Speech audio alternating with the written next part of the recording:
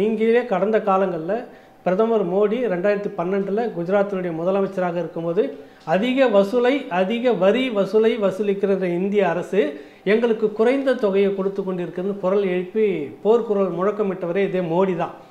இன்றைக்கி இந்த விஷயம் வந்து பாராளுமன்றத்தில் கர்நாடகத்தினுடைய ஒரு எம்பி வந்து கேட்குறாரு, இப்படியான பார்ஷியாலிட்டி நிறைய இருக்குது, தென்னிந்தியா என்று ஒன்று உருவாகும். இப்போ கர்நாடக அரசு அங்கே முதலமைச்சர் ஆளுங்கட்சி, நீங்கள் அதை நல்லா கவனிக்கணும்.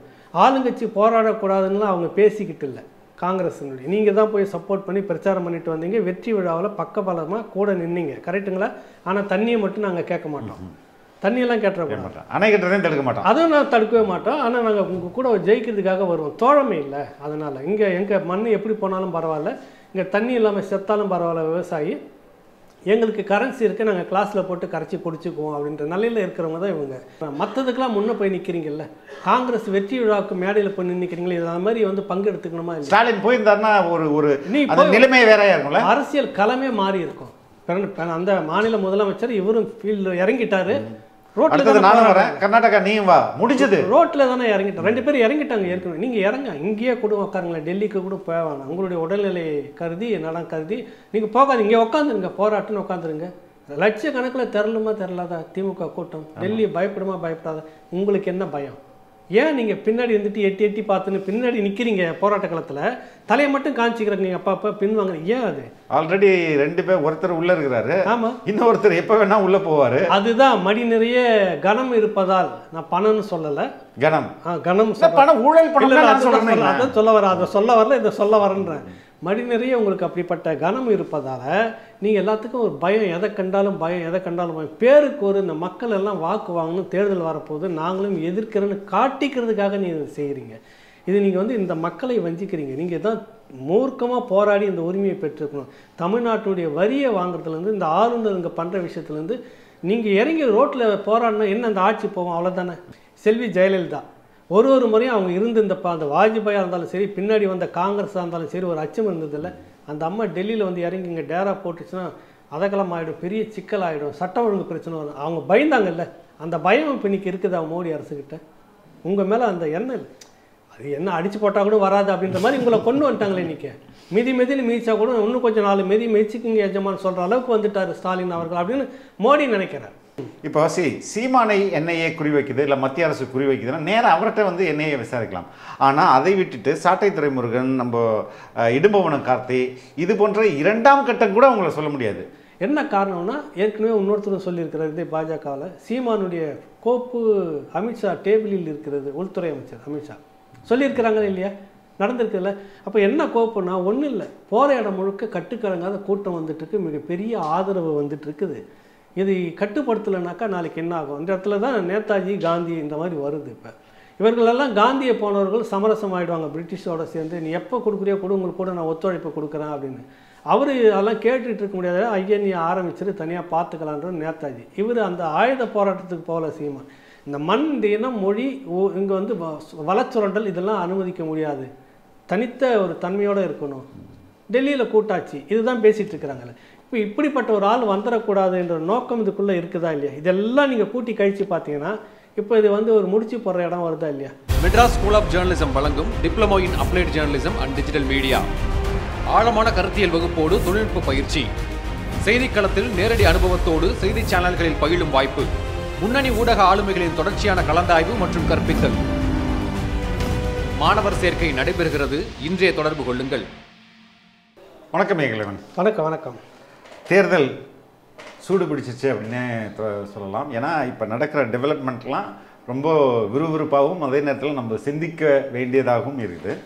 முதல்ல இப்போ டெல்லியில் நடக்கிற ஒரு போராட்டம், கேரளா முதல்வர் பினராயி விஜயன் இந்திய இறையாண்மைக்கு எதிராக இந்த ஒன்றிய அரசு செயல்படுது, மாநிலங்களை சுத்தமாக அதுக்கு உரிமையே இல்லாமல் பண்ணுற மாதிரி செயலை பண்ணிகிட்டு இருக்காங்க அப்படின்னு சொல்கிறாரு. இதே கருத்தை முன்வைத்து கர்நாடகா சீஃப் மினிஸ்டரும் போராட்டம் அறிவிச்சிருக்காரு. டெல்லியில் நடக்கிற போராட்டத்தில் இந்த இந்திய கூட்டணி தலைவர்கள்லாம் பங்கேற்கிறாங்க.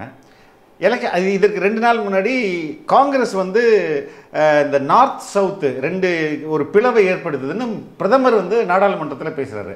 இப்போ இந்த அப்படி இதை வந்து இதை முழக்கமாக வச்சது தமிழகம் தான். முதல்ல முழக்கமாக வச்சது தமிழ்நாடு தான். ரொம்ப லேட்டாக இதை புரிஞ்சுக்கிறாங்களோ மற்ற அரசியல் கட்சிகளும், மற்ற குறிப்பாக சவுத் ஸ்டேட்ஸ்? இல்லை, அது நம்ம இப்படி பாருங்கள், இதுக்கு முன்னாடியும் வந்துட்டு நரசிம்மராவ் பீரியடில் கூட இந்த மாதிரியான குரல்கள் வந்திருக்குது. இதுக்கு முன்னாடி மற்ற மாநிலங்கள் வந்து பேசியிருக்கிறாங்க. இப்போ நீங்கள் சொன்ன அந்த காங்கிரஸ், கர்நாடகா காங்கிரஸ், இப்போ கேரளா இருக்கக்கூடிய கம்யூனிஸ்ட் பினராயி விஜயன் எல்லாம் அப்படி குத்து நீங்கள் பின்னாடி கொஞ்சம் பார்த்தீங்கன்னா ரொம்ப தூரத்தில் ஒரு முகம் எட்டி எட்டி பார்த்துன்னு பின் வாங்குற மாதிரியே வந்துக்கிட்டு இருக்குது. சிரிக்காதீங்க ஃபெலிக்ஸ், உண்மையை சொல்கிறேன். இந்தியாவுக்கே நாங்கள் தான் சமூக நீதியை, மாநில உரிமையை பற்றி பேசிய மாநிலம் வந்து தமிழ்நாடு அப்படின்னு அடிக்கடி பேசிட்டு அதுக்கு சொந்தம் கொண்டாடக்கூடிய தகுதியுடைய ஒரே கட்சி திமுக தான் என்று சொன்னவர்கள் இவர்கள். கடந்த காலங்களில் பேசியிருக்காங்க, உங்களுடைய இதில் நிறைய பேர் பேசியிருக்கிறாங்க. இந்த போராட்டத்தை முன்னெடுத்திருக்க வேண்டியது தமிழ்நாடு, அதுவும் குறிப்பாக இந்த திமுக அரசு. மாநிலத்தினுடைய வருவாயில் ஒரு பகுதி எவ்வளவு வரணும்னு இருக்குது. நமக்கு ₹1 26 காசு கொடுத்துட்டு மற்ற வடக்கில் இருக்கக்கூடிய மாநிலங்களில் வந்து பார்த்திங்கன்னா ₹2 வரைக்குமே கொடுத்துட்ருக்குறாங்க. அப்போ ஒரு அபரிதமான தொகையை எடுத்து வடக்கு செலவு பண்ணிவிட்டு அதிகமாக தொகையை வசூல் பண்ணக்கூடிய கிழக்கு தெற்கு மாநிலங்களை வந்து வஞ்சிக்கிறது அப்படின்றது நீண்ட காலமாக இருக்கிறது.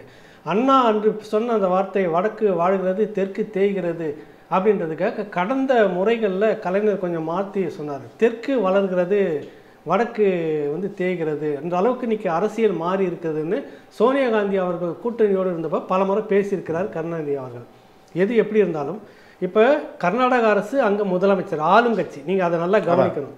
ஆளுங்கட்சி போராடக்கூடாதுன்னு அவங்க பேசிக்கிட்டு இல்லை. காங்கிரஸினுடைய நீங்கள் தான் போய் சப்போர்ட் பண்ணி பிரச்சாரம் பண்ணிட்டு வந்தீங்க. வெற்றி விழாவில் பக்கபலமாக கூட நின்னீங்க, கரெக்டுங்களா? ஆனால் தண்ணியை மட்டும் நாங்கள் கேட்க மாட்டோம், தண்ணியெல்லாம் கேட்டுற மாட்டோம், அணை கட்டுறதையும் தடுக்க மாட்டோம், அதுவும் நான் தடுக்கவே மாட்டோம். ஆனால் நாங்கள் உங்கள் கூட ஜெயிக்கிறதுக்காக வருவோம். தோழமை இல்லை. அதனால் இங்கே எங்கள் மண் எப்படி போனாலும் பரவாயில்ல, இங்கே தண்ணி இல்லாமல் செத்தாலும் பரவாயில்ல, விவசாயி எங்களுக்கு கரன்சி இருக்குது, நாங்கள் கிளாஸில் போட்டு கரைச்சி குடிச்சுக்குவோம் அப்படின்ற நிலையில் இருக்கிறவங்க தான் இவங்க.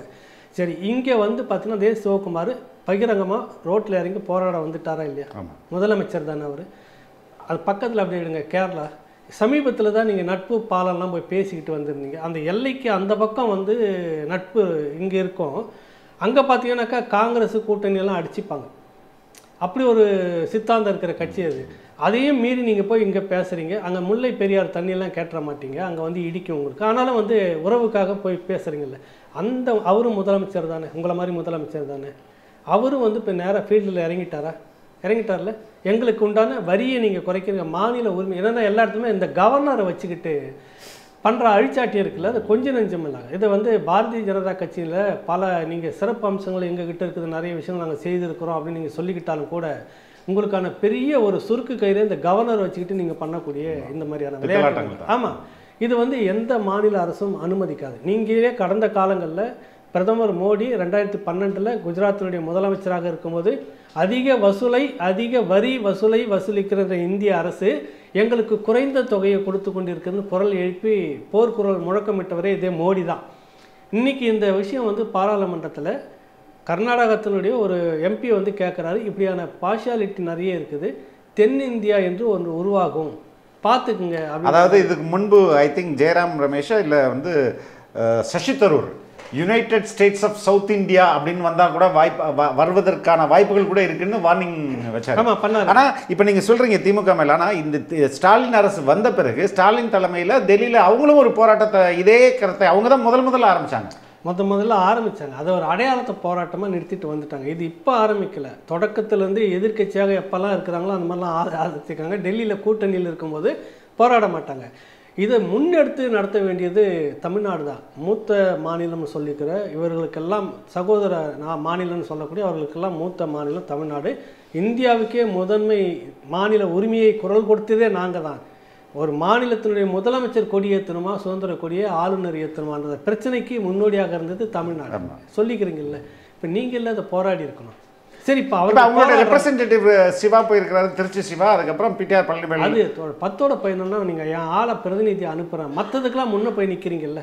காங்கிரஸ் வெற்றி விழாவுக்கு மேடையில் போய் நிற்கிறீங்களே, இது அந்த மாதிரி வந்து பங்கு எடுத்துக்கணுமா? ஸ்டாலின் போயிருந்தாருன்னா ஒரு நிலைமை வேறையா இருக்கும்ல, அரசியல் களமே மாறி இருக்கும். அந்த மாநில முதலமைச்சர் இவரும் ஃபீல்டு இறங்கிட்டாரு. கர்நாடகா நீயும் வா, முடிஞ்சது ரோட்டில் தானே இறங்கிட்டோம். 2 பேரும் இறங்கிட்டாங்க ஏற்கனவே. நீங்கள் இறங்க, இங்கேயே கூட உட்காருங்களேன், டெல்லிக்கு கூட போவாங்க. உங்களுடைய உடல்நிலை கருதி நலம் கருதி நீங்கள் போகாது, இங்கே உட்காந்துருங்க, போராட்டம்னு உட்காந்துருங்க. லட்சக்கணக்கில் திரளுமா திரளாதா திமுக கூட்டம்? டெல்லி பயப்படுமா பயப்படாதா? உங்களுக்கு என்ன பயம்? ஏன் நீங்கள் பின்னாடி வந்துட்டு எட்டி எட்டி பார்த்துன்னு பின்னாடி நிற்கிறீங்க போராட்ட காலத்தில்? தலையை மட்டும் காமிச்சிக்கிறீங்க, நீங்கள் அப்பா அப்பா பின்வாங்க. ஏன் அது? ஆல்ரெடி 2 பேர், ஒருத்தர் உள்ளே இருக்கிறாரு, ஆமாம், இன்னொருத்தர் எப்போ வேணா உள்ளே போவார். அதுதான் மடி நிறைய கனம் இருப்பதால். நான் பணம்னு சொல்லலை, கணம் கனம் பணம் ஊழல் பணம் அதான் சொல்ல வர, அதை சொல்ல வரல, இதை சொல்ல வரேன்றேன்.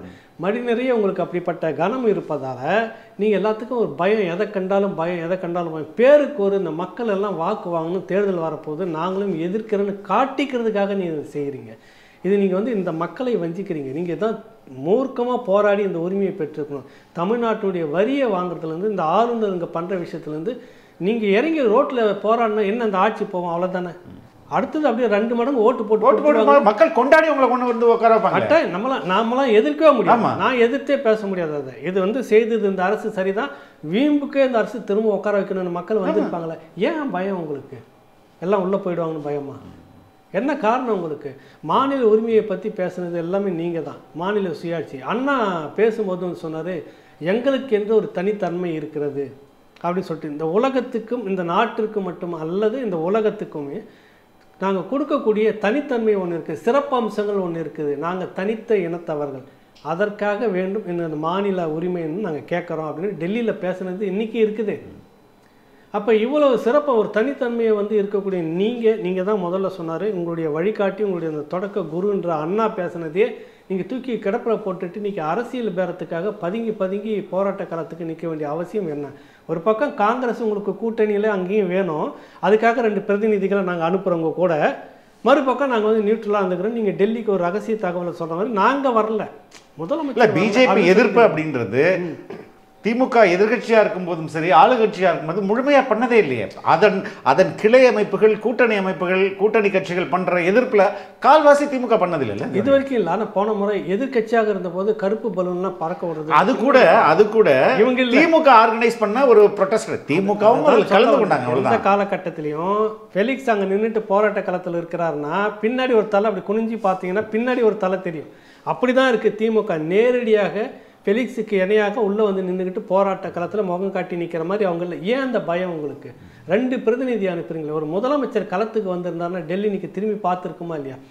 செல்வி ஜெயலலிதா ஒரு முறையும் அவங்க இருந்திருந்தப்ப, அந்த வாஜ்பாயாக இருந்தாலும் சரி, பின்னாடி வந்த காங்கிரஸாக இருந்தாலும் சரி, ஒரு அச்சம் இருந்ததில்லை. அந்த அம்மா டெல்லியில் வந்து இறங்கி இங்கே டேரா போட்டுச்சுன்னா அதகலம் ஆகிடும், பெரிய சிக்கல் ஆகிடும், சட்ட ஒழுங்கு பிரச்சனை வரும். அவங்க பயந்தாங்கல்ல, அந்த பயம் இப்போ இன்றைக்கி இருக்குதா மோடி அரசுக்கிட்ட? உங்கள் மேலே அந்த எண்ணம் அது என்ன அடிச்சு போட்டால் கூட வராது அப்படின்ற மாதிரி உங்களை கொண்டு வந்துட்டாங்களே. இன்றைக்கி மிதின்னு மிதிச்சா கூட இன்னும் கொஞ்சம் 4 மிதிச்சுக்குங்க எஜமான்னு சொல்கிற அளவுக்கு வந்துட்டார் ஸ்டாலின் அவர்கள் அப்படின்னு மோடி நினைக்கிறார். அந்த அளவுக்கு தானே நீங்கள் பிரதிநிதிகள் அனுப்புவீங்களா? நீங்கள் போய் 2 முதலமைச்சர்களும் வந்துட்டாங்க ஃபீல்டுக்கு. நீங்கள் போயிருந்தீங்கன்னா எப்படி வந்திருக்கும்? நீங்கள் சொன்ன மாதிரி இங்கே ஆர்கனைஸ் பண்ணியிருந்துருக்கலாம். அங்கே தான் போகணும்னு அவசியம் இல்லை. நீங்கள் தான் முன்னாடி எல்லாருமே ஆர்கனைஸ் பண்ணி கொண்டு வந்தீங்கன்னாக்கா இன்றைக்கி அந்த INDA ஏற்கனவே டயர்லாம் கொஞ்சம் 4 கழட்டிக்கிட்டு போயிடுச்சு இல்லை. அது திரும்ப அதுவே ஒரு பிரச்சனைக்குரிய. இங்கே மம்தாவா இருக்கட்டும், நிதிஷா இருக்கட்டும், மகாராஷ்டிராவில் இந்திய கூட்டணியில் உள்ள கட்சியாக இருக்கட்டும், எல்லாமே அரசியல் ரீதியாக பிஜேபிக்கு எதிராக பிஜேபியை மாற்றிட்டு நாங்கள் இந்த கூட்டணியிலேருந்து வரணும்னு நினைக்கிறாங்களே வந்து, தத்துவார்த்த ரீதியால் அவங்களும் ஒரு ஹிந்துத்துவ அமைப்பாக மட்டும்தானே செயல்படுறாங்க. ஹிந்தியில் தான் பேசணும், இங்கிலீஷில் டிரான்ஸ்லேஷன்லாம் பண்ண மாட்டேன்னு நிதிஷ் சொல்கிறாரு. அதே மாதிரி சனாதனத்தை எதிர்த்து உதயநிதி பேசுனது தப்புன்னு இவங்கெல்லாம் சொல்கிறாங்க. அப்போ இவங்களும் பிஜேபி மனநிலையில் உள்ள மனிதர்களாக தானே இருக்காங்க.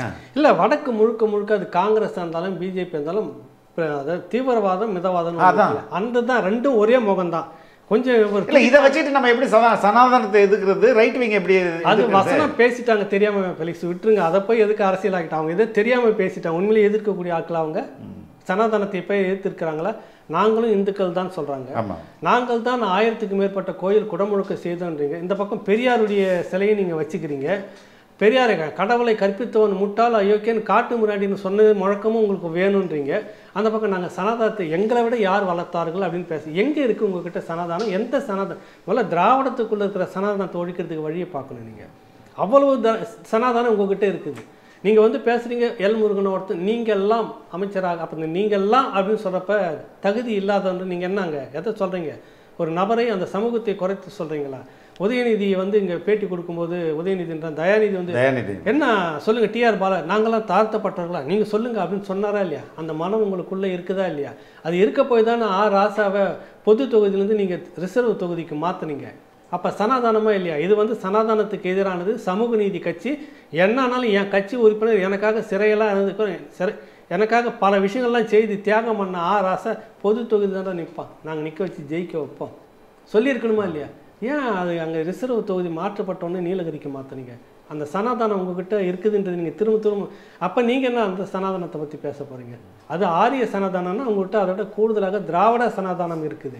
அதெல்லாம் இப்போ நான் என்ன சொல்ல வரேன்னா, பதுங்கி நீங்கள் இருக்கிறீங்க, எல்லாத்தையுமே அடகு வச்சது நீங்கள் தான். அப்புறம் உரிமையை மீட்கிறதுக்கு நான் 2 பிரதிநிதி அனுப்புகிறேன்னா என்ன அர்த்தம்? அது நீங்கள் இல்லை களத்தில் இறக்கி இருக்கணும். சரி நீங்கள் வேணால் உடல்நிலை சரியில்லை, உதயநிதிங்க உட்கார சொல்லுங்கள். இப்போ அவர் தானே நிழல் முதலமைச்சர், அவர் தானே உட்கார சொல்லுங்களேன் நேராக. இங்கே அவர் என்ன பண்ணுவார், இங்கே வந்து செங்கல் காட்டி பிரச்சாரம் பண்ணிட்டு இருப்பார். பிரதமர் மோடியை சந்திக்க போகிறப்ப மட்டும் ஏர்போர்ட்டுக்குள்ளார அங்கே வெளியே செங்கல் வச்சுட்டு உள்ளே போவார். கோழி முட்டி இங்கே வந்து காட்டி பிரச்சாரம் பண்ணிட்டு இருப்பார். அதான் மோடி வந்து இந்த நீட்டில் வந்து நீங்கள் அட்டெண்ட் பண்ணாவே போதும் எம்டிலாம் போகலாம் அப்படின்னு சொன்னதுக்கு அது கூட சரியாக புரிதல் இல்லை. அதை வந்து உடனே கோழி முட்டையை காமிச்சு, ஏன்னா இந்த தேர்தலுக்கு முட்டையை காட்டணும் இல்லை, அதை பேசுறதுக்கு எடுத்தீங்க. அந்த முட்டையை அங்கே கொண்டு போய் நீங்கள் காட்டுங்களேன். மோடி கிட்ட உட்காந்து பேசணும் இல்லை. சரி இப்போ போனீங்க, இந்த நீட்டுக்கு 85 லட்சம் கையெழுத்து வாங்கியிருந்தீங்கல்ல, அதனால என்ன பயன்? இது எந்த பயனும் இல்லையே. பயன் இல்லை அப்படி சொல்லக்கூடாதுங்க. அதை வச்சுட்டு நிறைய வேலை பண்ண போறாங்க. நீங்க என்ன அப்படி நினைச்சிட்டீங்க? எலெக்ஷன் வரப்போகுது இல்லை, இப்போ அதை வச்சுட்டு என்ன பண்ண மூட்டை கட்டி தெருவா சுற்றுவோம். நாங்கள் ஒரு மேடையிலையும் தலையில் வச்சு நிற்போம், மக்களுக்கெல்லாம் தெரியும். பாரு இவ்வளோ கையெழுத்து வாங்கி வச்சிருக்கோம், 85 லட்சம் கையெழுத்து வாங்கி வச்சிருக்கிறோம் அப்படின்னு சொல்லி ஓட்டு கேட்கலாம் இல்லை. சரி நீங்கள் வாங்க. நீங்களே ராசா ஒரு ஒரு ஒரு ஒரு நீட்டு குறித்து ஒரு முக்கியமான ப்ரெஸ் மீட்டு ஏடிஎம்கே பீரியடில் சொல்கிறாரு, கொடுக்குறாரு. நீட்டுக்கு எதிராக இவங்க தீர்மானம் போட்டு டெல்லிக்கு அனுப்புகிறாங்களே, அந்த டைமில் சொல்கிறாரு. நான் எக்ஸாக்டாக அவர் சொல்கிற வார்த்தையை சொல்கிறேன். மு.க. ஸ்டாலின் வந்து சூரியனை இழுத்துட்டு வந்து நான் வந்து அறிவாலயத்து கூரையில் வச்சிருவேன் அப்படின்னு சொன்னால் அதை நம்ப முடியுமா? நம்ம அது எப்படி முட்டாள்தனமாக இருக்குமோ, நான் சிந்தித்து பார்த்து விட்டேன், எந்த வகையிலையும் நீட்டுக்கு விலக்கு வாங்கவே முடியாது, இவங்க தீர்மானம் எழுதி அமிச்சா மட்டும் எப்படி அது முடியும் அப்படின்றது ரொம்ப ஆணித்தரமாக அவருக்கு. அவர் வந்து ஒரு நீண்ட நெடிய அனுபவம் உள்ள ஒரு நாடாளுமன்ற உறுப்பினர், அதே நேரத்தில் ஒரு மிகச்சிறந்த வழக்கறிஞர். அவர் இந்த ஸ்டேட்மெண்ட்டை சொல்கிறாங்க, ஸ்டாலின் வந்து சூரியன் எடுத்து வந்து வச்சிருவாருன்னு நான் சொன்னால் நீங்கள் நம்புனீங்கன்னா எவ்வளோ முட்டாள்தனமோ அதே மாதிரி தாங்க நீட்டுக்கு விலக்கு வாங்குறதுன்றாரு.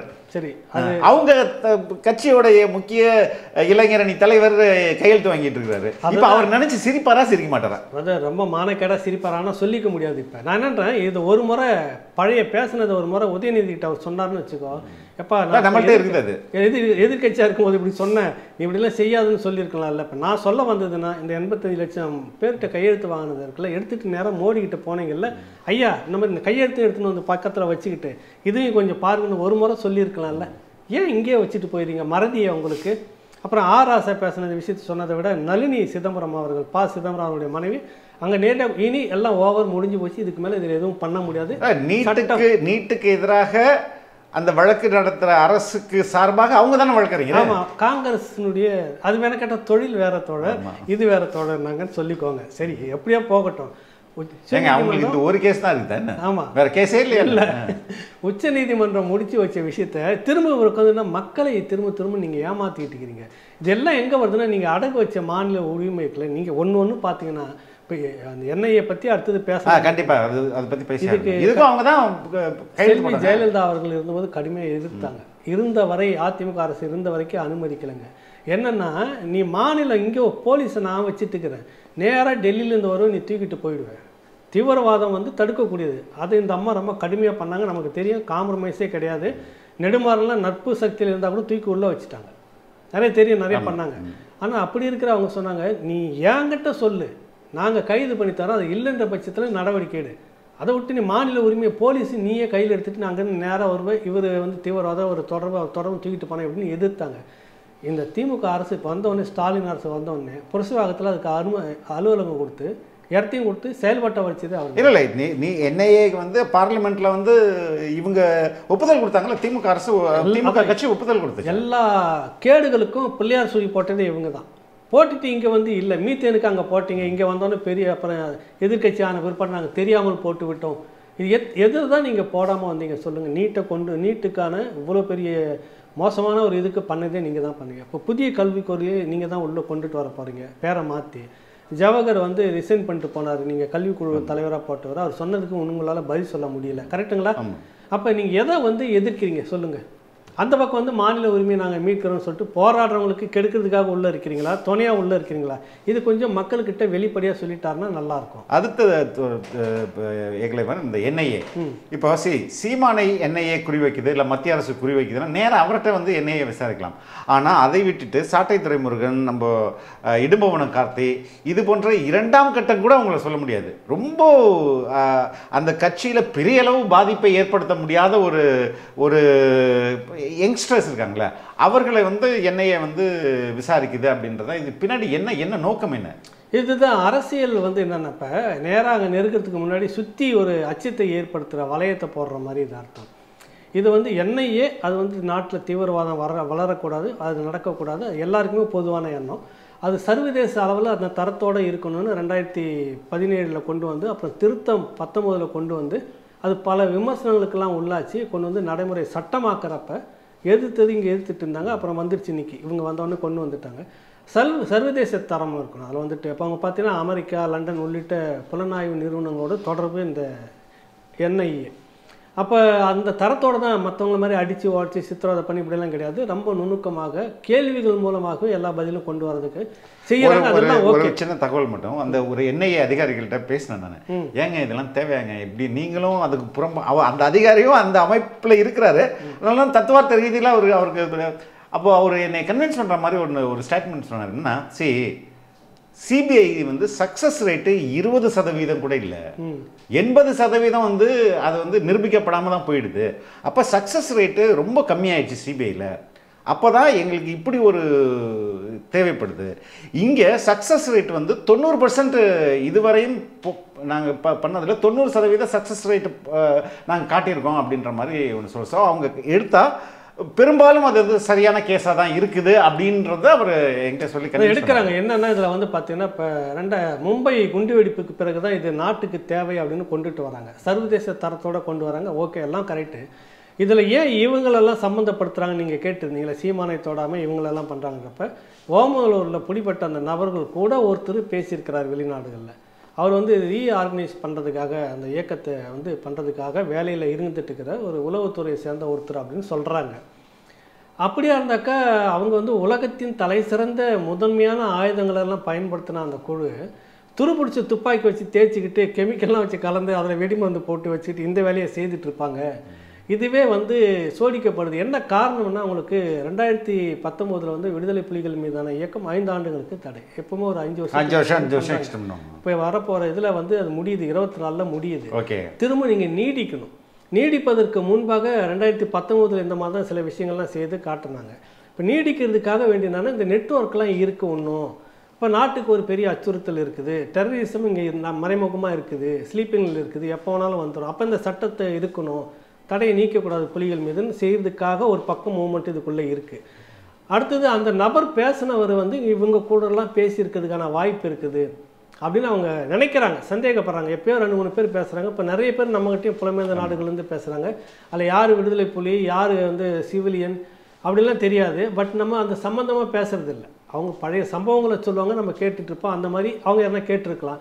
இதுக்கு ஒரு சாட்சியாக விசாரிப்பதற்குத்தான் இந்த விஷயம் அப்படின்ற அளவுக்கு நம்ம எல்லாம் ஓகே, அது வரைக்கும். ஆனால் கொஞ்ச நாளுக்கு முன்னாடி இந்த சீனிவாசன் நாயுடுன்னு ஒருத்தர் நினைக்கிறேன், அந்த சர்வேலாம் பண்ணிட்டு போயிருந்தாங்க பாஜக சார்பாக தமிழ்நாடு முழுக்க. அப்படின்றப்ப எல்லா இடத்துலையும் நாம் தமிழர் கட்சி இளைஞர்கள் மத்திய பெருசாக வந்துடுச்சு அப்படின்னு சொன்னிட்டு அவர் இன்னொரு வார்த்தை சொன்னது ஞாபகம் இருக்கும் உங்களுக்கு. வந்து என்ஐஏ விசாரணை தான் ஏற்பாடு பண்ணணும்லாம் பேசி பேட்டியே கொடுக்குறாரு. ஓகே, அப்போ அந்த வார்த்தையை ஏன் முன்கூட்டி அவர் சொன்னார்?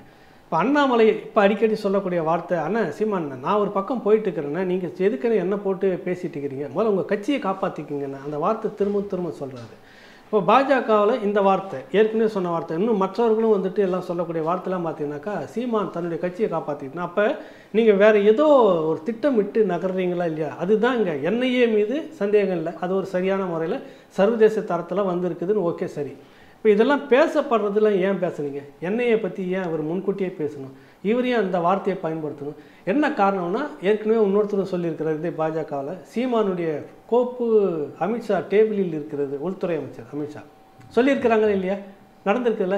அப்போ என்ன கோப்புன்னா, ஒன்றும் இல்லை, போகிற இடம் முழுக்க கட்டுக்கடங்காத கூட்டம் வந்துட்டுருக்கு, மிகப்பெரிய ஆதரவு வந்துட்டு இருக்குது. இது கட்டுப்படுத்தலைனாக்கா நாளைக்கு என்ன ஆகும்? இந்த இடத்துல தான் நேதாஜி காந்தி இந்த மாதிரி வருது. இப்போ இவர்களெல்லாம் காந்தியை போனவர்கள் சமரசம் ஆகிடுவாங்க பிரிட்டிஷோட சேர்ந்து, நீ எப்போ கொடுக்குறியோ கொடு, உங்களுக்கு கூட நான் ஒத்துழைப்பு கொடுக்குறேன் அப்படின்னு. அவர் அதெல்லாம் கேட்டுட்டு இருக்க முடியாத, ஐயா நீ ஆரம்பிச்சுட்டு தனியாக பார்த்துக்கலான்ற நேதாஜி. இவர் அந்த ஆயுத போராட்டத்துக்கு போகல சீமான்.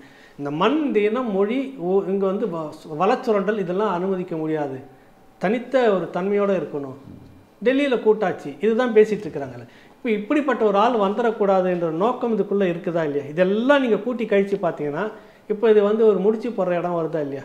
உண்மையிலேயே அரசியல் காரணங்களுக்காக தான், உள்நோக்கம் இல்லை, அதை வச்சுக்கிறோம். ஆனால் இவங்க எல்லாம் ஏன் ஏற்கனவே பேசுனாங்க, அதுக்கு பதில் நீங்கள் தேடினீங்கன்னா ஒரு அரசியல் காரணம் இதுக்குள்ளே இருக்குதா இல்லையா? இல்லை அப்படிதான், அதான் நான் என்னுடைய அதான் தொடக்கத்திலே கேட்டேன். அப்படி இருக்கிற பட்சத்தில் அது நேராக சீமானையே பண்ணால் இன்னும் இம்பாக்ட் ஜாஸ்தியாக இருக்கும்ல. அங்கே நீங்கள் நேரடியாக கேட்க முடியாது இல்லை, இப்படிலாம் இங்கெல்லாம் எடுத்துகிட்டு இவங்க சொல்லக்கூடிய வார்த்தையில் வச்சுட்டு அப்புறம் தானே நீங்கள் எடுத்துகிட்டு போக முடியும். அடுத்ததாக இப்போ சீமானை நோக்கி இந்த அப்படி நகரத்துக்கான வாய்ப்பு இருக்குது. இப்போ கேட்டிருக்கிறவங்க கிட்ட இதோட நிறுத்த மாட்டாங்க. கண்டிப்பாக உங்களுக்கு தெரியாத ஒன்றும் இல்லை, நம்ம அந்த கிரைம் பீட்டில் நிறைய இருந்துகிட்டு இருந்தோம்.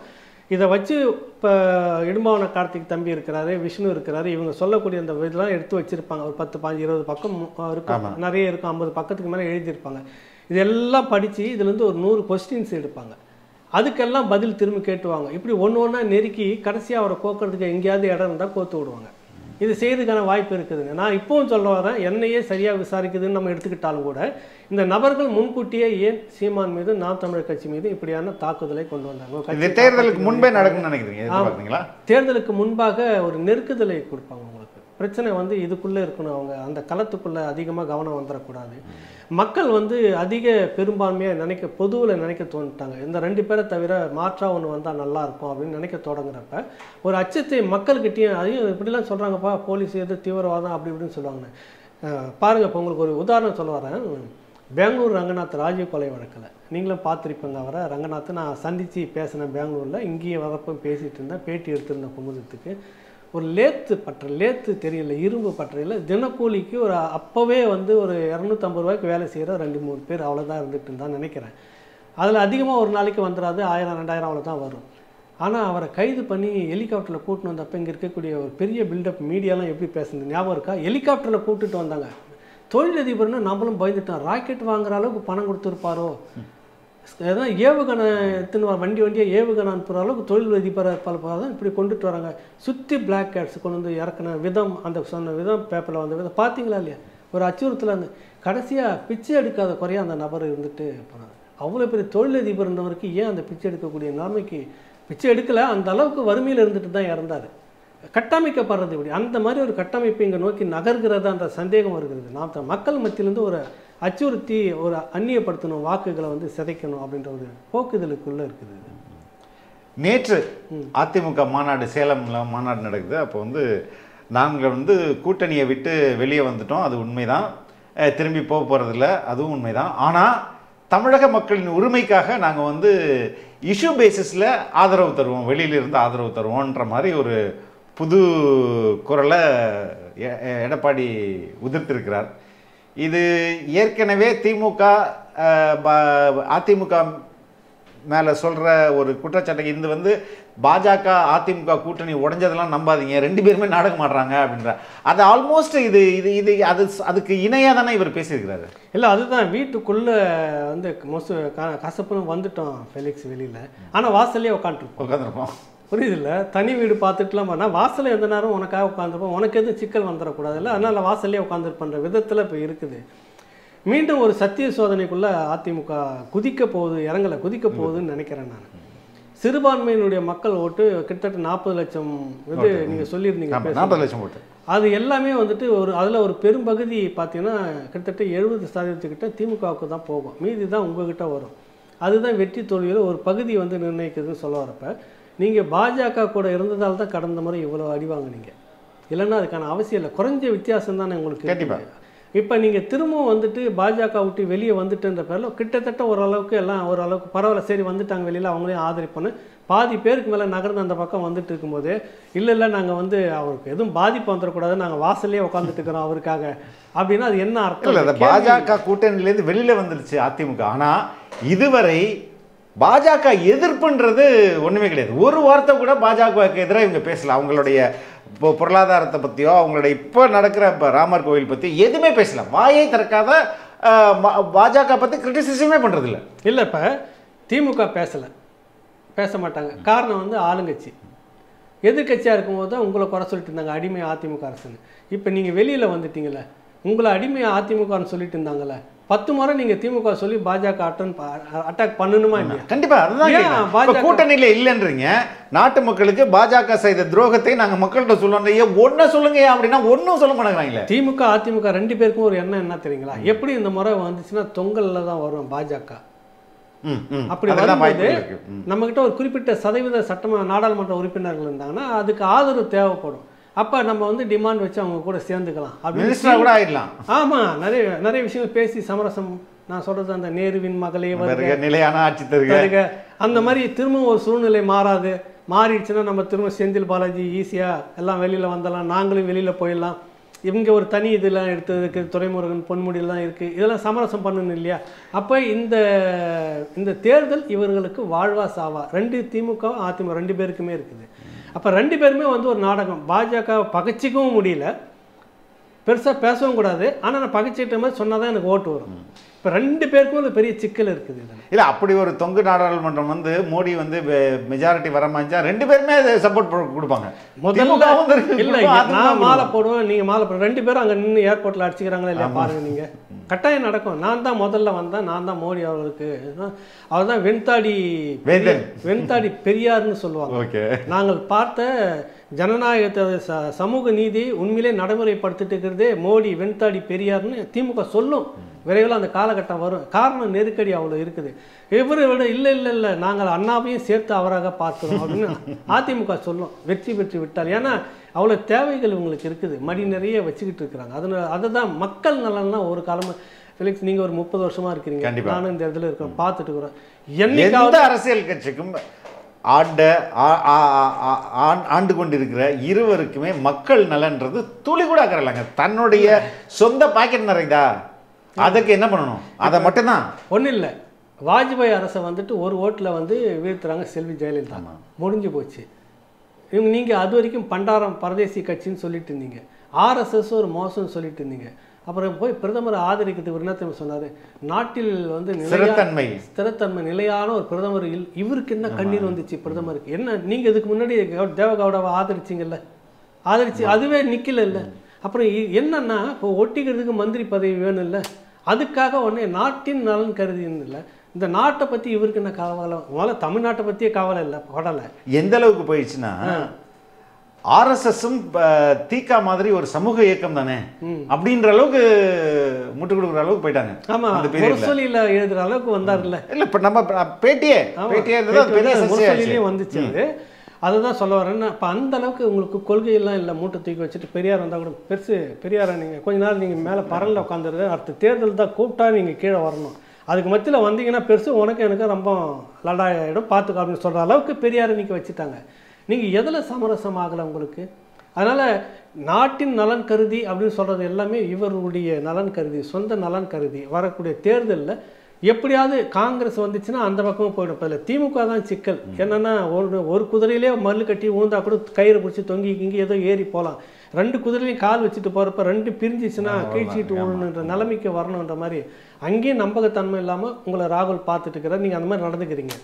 இவருக்கும் வந்துட்டு தன்னுடைய தேவைக்காக தான் வராருன்னு நல்லா தெரியுது அப்படின்னு இங்கேயும் நினைக்கிறாங்க மோடி தரப்புலையும். புரியுது இல்லை? அப்போ 2 பக்கமும் நம்பகத்தன்மை இல்லாமல் இருக்கிறார். அவராது ஒன்றும் கிடையாது, கூட்டோன்னே சாமி சரணன்னு போய் உட்காந்துக்குவாங்க. அதிமுக முடிஞ்சு போச்சு. நீங்கள் அப்படி இல்லை, புரட்சி வசனம்லாம் பேசிட்டு இருக்கிறீங்க, ஆனால் 2 குதிரையிலும் கால் வச்சுட்டு இருக்கிறீங்க.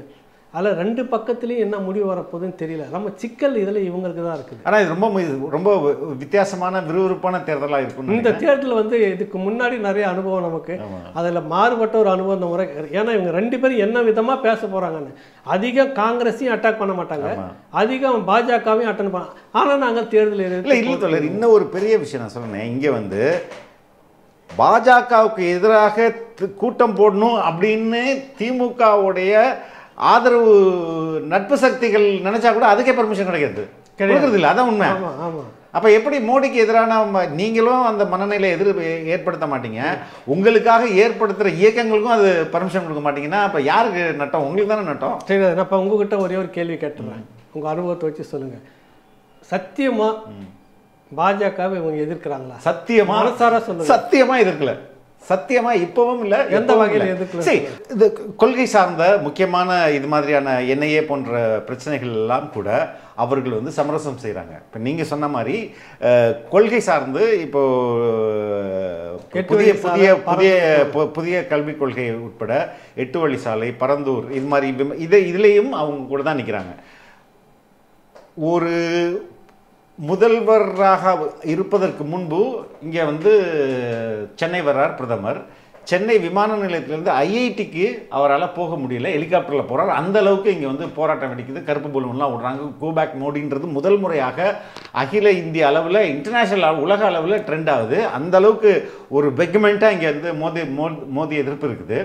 ஆனால் இதே நிலைமை மாறுது, முதல்வர் ஆகிறாரு, மோடி வர்றாரு. அந்த நேரத்தில் மழைக்காலம், இவங்க வெள்ளை கூட எடுத்துட்டு போயிட்டு கூட பிடிச்சி கூப்பிட்டு வராங்க. அதை விட கருப்பு பலன் விற்கிறவங்கலாம் போயிட்டு பலூன்லாம் இது வெளியில் விற்பனை ஆகிடும், பார்த்துக்க கவனமாக இருக்கிற அளவுக்கு போய்.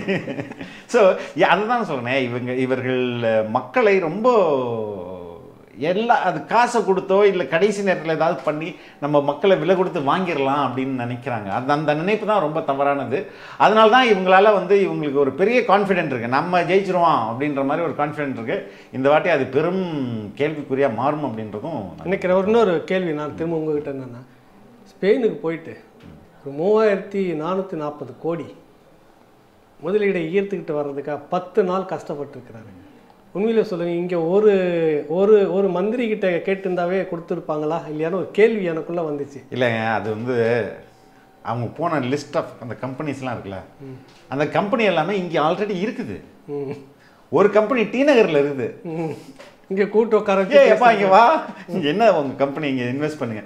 ஒரு கம்பெனியோட ஹெட் குவார்ட்டர்ஸ் வந்து ஜெர்மனி, அவன் வந்து பிரான்ச் தான் அங்கே வச்சுருக்கான், நீ வா ஸ்பெயினுக்கு அப்படின்ட்டு. இது எல்லாமே பெரும்பாலான நிறுவனங்கள் இங்கு ஆல்ரெடி தொழில் நடத்தி கொண்டிருக்கிற நிறுவனங்கள். இவர்கள்ட்ட நீங்க முதலீடு அப்படின்றது நீங்க இங்கேயே வச்சு பேசியிருந்துருக்கலாம். இது அங்க போய் தான் பண்ணணுன்றது அவசியம் இல்லை. சரி, அதுவே ஒரு பெரிய ஒரு 400 கோடி ரூபாய்க்கு ரோக்கான்ற ஒரு கம்பெனி கூட ஒரு ஒப்பந்தம் போட்டுருக்காங்க. அந்த ரோக்கா கம்பெனி வந்து மக்கள் போராட்டத்தின் அடிப்படையில் பெருந்துறை சிப்காட்டில் மக்கள் அடித்து நொறுக்கிறாங்க. அந்த ஃபுல்லாக கழிவு நீரை கொண்டு வந்து இதில் விட்டு அந்த மொத்த ஏரியாவை நாசம் பண்ணிட்டு மூடப்பட்ட கம்பெனி. அதை இவர் ஸ்பெயின் போகிறதுக்கு ஒரு 2-3 டேஸ்க்கு முன்னாடி அவசரமாக அதிகாரிகள்லாம் வந்து சேர்ந்து அதை திறந்து அந்த கம்பெனி கூட 400 கோடி ரூபாய். எவ்வளோ பேருக்கு வேலைன்னா 200 பேருக்கு வேலை. ஏங்க, 200 பேர் வேலை செய்கிறதுக்கு 400 கோடி. இது வந்து ஒரு பெரிய இதுவாக இன்றைக்கி டிஆர்பி ராஜா சொல்லியிருக்கா, பல லட்சம் பேருக்கு இங்கே வந்து வேலை கிடைக்க போகுது அப்படின்னு சொல்லிட்டு. எத்தனை லட்சம் பேருக்கு தெளிவாக கூட சொல்ல தெரியல. பல லட்சம் ஒரு தொழிலதிபர் சொல்ல, ஏங்க எதுக்குங்க இங்கே வெளியிலேருந்து நான் உழைக்கிறதுக்கு ரெடியாக இருக்கேங்க. இங்கே இப்போ நான் வந்து ஒரு ஃபேக்ட்ரிக்கு பண்ண போகிறேன், முற்றிலும் இயற்கை சார்ந்த ஒரு ஃபேக்ட்ரி. ஒரு 10,000 ஸ்கொயர் ஃபீட்டு நான் வந்து ஃபேக்ட்ரி கட்டணும். அந்த 10,000 ஸ்கொயர் ஃபீட்டுக்கு ஒரு ஸ்கொயர் ஃபீட்டுக்கு 50 ரூபாய் மேனி லஞ்சம் கேட்குறாங்க அப்ரூவலுக்கு அப்படின்றான். அப்ரூவல் இவ்வளோ லஞ்சம் வாங்கும்போது நான் வந்து உங்ககிட்ட சப்சிடி கேட்கல, உங்ககிட்ட கரண்ட்டு ஃப்ரீயாக கேட்கல, இடம் கேட்குறேன். நான் இடம் வாங்குகிறேன், நான் பேங்க்கில் லோன் போடுறேன், நான் வந்து ப்ராப்பராக அங்கே கட்டிடம் கட்டுவதற்கு அனுமதி கேட்குறேன். அதுக்கு ஸ்கொயர் ஃபீட்டுக்கு லஞ்சமாக நீ இவ்வளோ கொடுத்தா தான் நான் பண்ணுவேன் அப்படின்னா எப்படி? இது மாதிரி நான் மட்டும் இல்லை, இத்தனை தொழிலதிபர்கள் இங்கே நசுக்கிட்டு இருக்காங்க. இபிக்கு கரெக்டான இபி கொடுக்க மாட்டேங்கிறானுங்க, ட்ரைனேஜ் கனெக்ஷனுக்கு காசு கேட்குறாங்க. இப்போ இப்படி லஞ்சத்திலே பாதி போயிடுச்சுன்னா எப்படி வந்து தொழில் எப்படி அங்கே வெளியே ஸ்பெயின்லேருந்து எல்லாம் இங்கே வாங்க அப்படின்னு கூப்பிடுறாங்க. அவனுக்கு வந்து ஃப்ரீயாக இடத்த கொடுக்குறது, ஃப்ரீயாக எலக்ட்ரிசிட்டி கொடுக்குறது. அதுக்கு இங்கேயே நீங்க ஃப்ரீயா அதுதான் இந்த லஞ்சத்தை நீ வந்து சரி பண்ணியப்பா ஆன்லைன்ல அப்ளை ஆனா உடனே வரணும், எந்த வித லஞ்ச லாவண்யமும் இருக்கக்கூடாது, ஸ்ட்ரிக்டா பண்ணு அப்படின்னா தொழில் ஆட்டோமேட்டிக்கா இங்க உள்ளூர்காரங்களே பெருகிட்டு போறாங்க. எதுக்கு நீங்க வெளில இருந்து கூட்டு வரீங்க? அட்லீஸ்ட் இவனுக்குலாம் நம்ம ஊரை கெடுக்க கூடாது அப்படின்ற ஒரு குறைந்தபட்ச இவன் கெடுத்த உடனே அடுத்த நாட்டுக்கு ஓடி போயிடுவான். அப்படிதானே இவனுக்கு இருக்கும். கார் நிறைய ஓடி. ஸோ அதனால ஸ்பெயின் வந்து தேவையற்ற ஒரு பயணம்ன்றதான் என்னுடைய கருத்து. நமக்கு தேவையற்ற பயணம், மக்களுக்கு அவங்களுக்கு தேவை மற்ற தேவைகள் இருந்திருக்கும்னு நினைக்கிறேன். ரொம்ப ரொம்ப நன்றி.